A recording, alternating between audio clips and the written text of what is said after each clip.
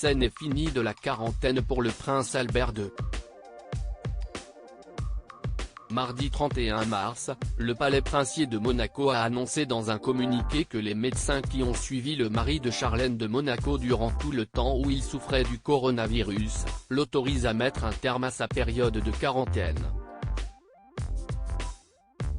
Le prince souverain est déclaré guéri et en bonne santé, a assuré le palais princier, ajoutant que Albert II de Monaco va rejoindre prochainement sa famille et continuer à observer la période de confinement tout en demeurant en relation étroite avec son gouvernement et ses proches collaborateurs.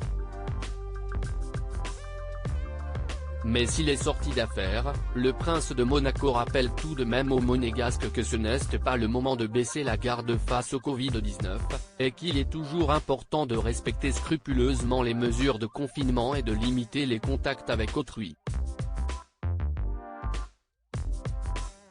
La meilleure façon pour le moment de limiter la propagation du virus, qui a déjà fait plus de 3000 morts en France et plus de 10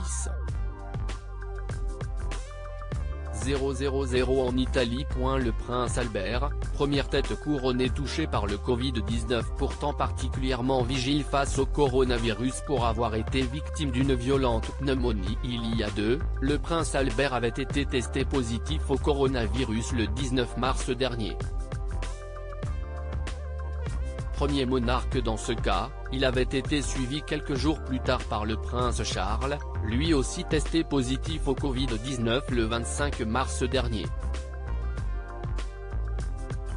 Si l'époux de Charlène de Monaco s'était défendu de ne pas avoir transmis au fils d'Élisabeth II le virus, car il ne s'était salué que de loin lors de leur dernière rencontre, il avait notamment assuré ne pas avoir contaminé non plus sa femme et leurs 2 enfants, Jacques et Gabriella. Il n'était pas tout le temps avec moi non plus. D'abord les enfants avaient aussi des espèces de petites gastro typiquement enfantines, donc je les voyais déjà un peu de loin pour ne pas avoir la même chose, avait précisé le prince Albert après l'annonce de son dépistage.